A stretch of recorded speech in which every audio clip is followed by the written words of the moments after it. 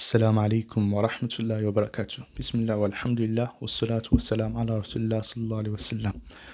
Welcome guys. Today we're going to be going over who are the Monarchians. So in early Christianity there were some people, they call them the Monarchians. I want to show you their view, the view of the Monarchians and why, what is the monarchy, okay, and how does that relate to monotheism and the Trinity.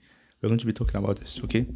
So the earliest Christians, okay, were quoted by their critics for saying, we believe in a monarchy, okay? So they used to say this, we believe in a monarchy. Anytime someone comes and talks about some kind of Trinity stuff, the normal people, the people like random guys, they'll be like, you know what? We believe in a monarchy. They were trying to maintain monotheism, okay? They're trying to say, we believe in only one king, okay?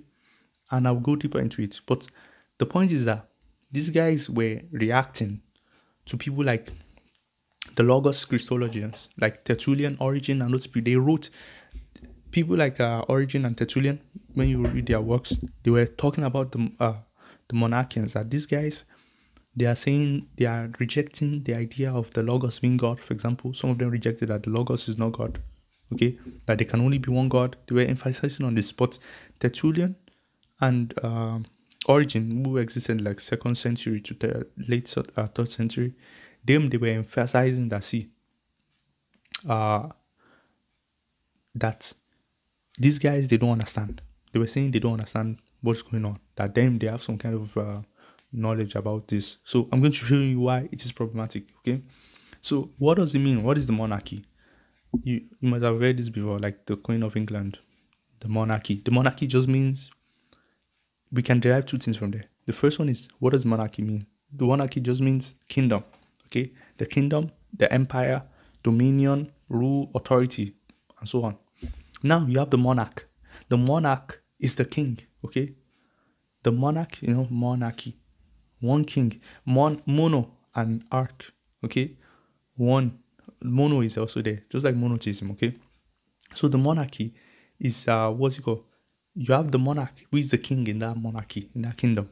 Okay, so there's only one rule. Everyone in that kingdom is serving the monarch, the one king in there. So these guys, they want to preserve that. I see, there's only one rule and there's only one God, and everyone else in existence is serving God. Okay, that's what they wanted to maintain. And I find this contrast between the Islamic idea also. In Islam, we have al-mulk. Okay, al-mulk is the kingdom. Okay, and we have Malik, Maliki Yawmiddin. Okay, so the verse, for example, Maliki Yawmiddin, the king of the day of judgment. Okay, Allah is the king of the day of judgment. Okay, and also Al-Mulku Yawma Izin al-Haqqu lir-Rahman, the kingdom or the dominion or the authority today belongs only to Ar-Rahman, Allah. So we have two usage of this language, of this kind of word. We have one, the kingdom, and then you have one, the king. Okay, once you get that, then I'll go and make my point after this now. So the the Monarchians, they are split into two. These guys, I want to maintain the idea that there's only one king, and they were against most of all these Trinitarians that were popping up. So there are two of them that they've cast. You have the modalistic Monarchians, and then you have the dynamic Monarchians. Okay, so the modalistic Monarchians, they are of this view. They are saying, see, they want to accept that the Father, Son, and Holy Spirit, they are God. Okay, however, they recognize also that there can only be one king. So to maintain that there's only one king, they said the Father, the Son, and the Holy Spirit, they are the same person. So they equate them to each other, and therefore they want to maintain that that's the monarchy. There's only one monarch there. It's only the Father, who is just the Son, who is just the Holy Spirit. They are the same person. So they have one person as their king. So these are the modalistic Monarchians, okay? So now, then you have the dynamic Monarchians. They are split into two. The first ones, they see this problem like, okay, we want to say the Father is God, but if you say the Son is God, and there can only be one king, so then they choose the Father. They say, you know what, the Father is God. Khalas.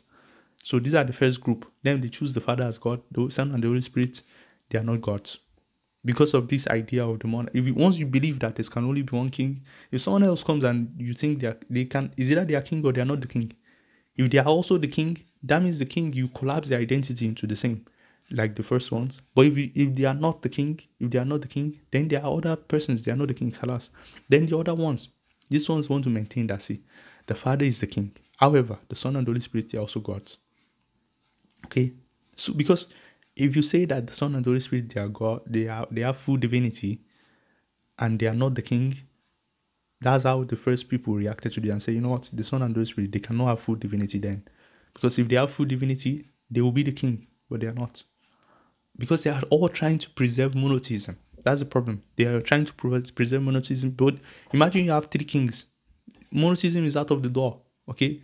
The moment you say they are fully divine and all of them, they deserve to be king, then you have, polytheism right there.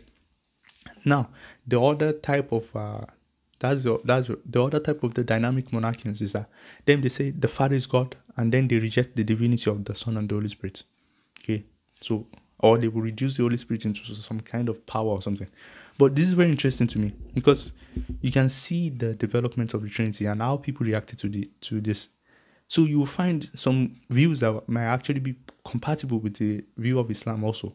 Because we will believe that, okay, if you say the Father is God, then the Father is Allah, okay, in that sense that Allah is the king, okay. And then Jesus, for example, Isa bin Maryam, is not God. So there were some Christians, very early Christians. By the way, these were the earliest Christians. They rejected the notion that Jesus was God. They rejected this. They said he's divine and all of that. And you still find this in some Unitarian Christians today. And there have been some work in the last few centuries that people are doing on reviving the works of these kind of people. Most of their works were lost, by the way. They were probably burned by all these church authorities, destroyed their works. So we don't have a lot of their works, but we find fragments from the people that criticize them. So imagine the kind of fragments we have, and it's still okay. So you see what's going on here. So I just wanted you guys to understand this kind of stuff, that the monarchy. And by the way, if you want to use to determine monotheism, and let me tell you, there are some Trinitarians that still want to affirm the monarchy. But how do you affirm the monarchy? When we want to count monotheism, do we count the monarchy or we count the monarch? This is a very important question. Do we count the king? Is it the kingdom we count or the king? How do we affirm monotheism? If you count the kingdom has many, it has the king and has many people working to serve the king. Okay, so you have as many individuals, angels, for example, all the angels working to serve God. Are we going to count them part of monotheism? Of course not. And this is where the split came in.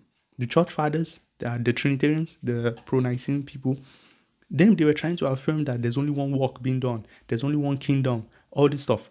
Whereas the question of monotheism is not about the work that is done. It's about who is the king here, who is the authority. And if you have more than one authority, individuals, okay, whether they agree or not, it doesn't matter. You have three gods. If you have one, who is the Father, it can only be the Father. If you have more than the Father, you're not a monotheist anymore. So I hope you guys understand this. So let me see what you think about this. So assalamu alaikum wa rahmatullahi wa barakatuh.